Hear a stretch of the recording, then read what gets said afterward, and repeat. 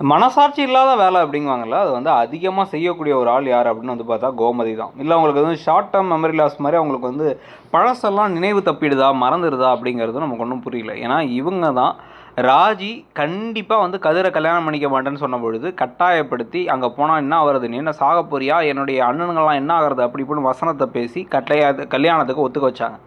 இன்னொரு பக்கம் கதிர் வந்து எனக்கு விருப்பமே இல்லைன்னு சொன்னும் போது அவர் காலிலே விழுந்தாங்க.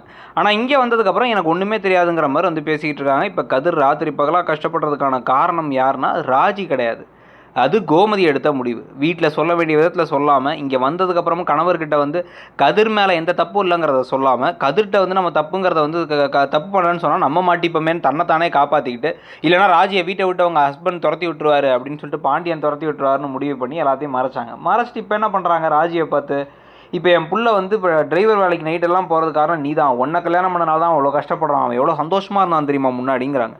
நானா கேட்டேன் அப்படின்னு ராஜி கேட்கணும், அதுக்கு பதிலாக மீனா கேட்டாங்க. இதை வந்து அரசி கவனிக்கல. கல்யாணத்தை வந்து செஞ்சு வைக்க சொல்லி அவள் கேட்டாளா அப்படின்னதை மட்டும் இப்போ மட்டும் தங்கமயில் கவனித்த மாதிரி காமிச்சாங்க. அப்படின்னா இங்கே தான் அதிரடியான திருப்பமாகும். தங்கமயில்கிட்ட ஏற்கனவே அவங்க அம்மா சொல்லிட்டாங்க, இவங்களெல்லாம் ஒன்று சேர்க்கணும்னு நினைக்காத, உனக்குங்கிற பேரை வாங்கி நீ அவங்க தான் அவங்களாம் பணக்காரங்க, என்றைக்கு வேணாலும் வந்து அவங்களால வந்து பெருசாக செய்ய முடியும், நீ அங்கே நல்ல பேர் வாங்கணும்னா வேறு மாதிரி ஏதாச்சும் தான் பண்ணணும் அப்படின்னு முடிவு பண்ணியிருந்தாங்கல்ல.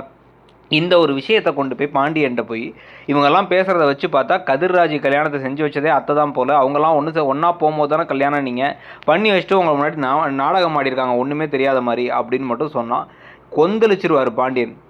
எவ்வளோ பெரிய விஷயத்த மறைச்சிருக்க நீ அப்படின்ட்டு பர்த்டே பார்ட்டி முடியும் போது பெரிய சம்பவம், தீபாவளியே வந்து வெடிச்சிரும் இந்த வீட்டில். அந்த மாதிரி எதுவும் நடந்து அதனால தங்கமயில் நல்ல பேர் வாங்க. ஆனால் அதுக்கு பிறகு தங்கமயில் பற்றிய உண்மைகள் வெளில வரும்போது வந்து தங்கமயிலுக்கு ஆப்பா முடிகிறதுன்னு கதை போகிறதுக்கான வாய்ப்புகள் ஜாஸ்தி. ஸோ இந்த சீரியல் இப்போ போகிற போக்கை பற்றி என்ன நினைக்கிறீங்க? தங்கமயில் முதல்ல மாட்டணுமா இல்லை கோமதி மாட்டுவாங்கன்னு நினைக்கிறீங்களாங்கிறதையும், கோமதி இன்னைக்கு வந்து ராஜி மேலே பழி போடுற மாதிரி பேசுகிறதையும், கதிர் கஷ்டப்படுறதுக்கு ஏதோ வந்து இவங்களுக்கு சம்மந்தம் இல்லாத மாதிரி நடந்துக்கிறதையும் பற்றி உங்கள் கருத்து என்னங்கிறத சொல்லுங்கள். தேங்க்யூ.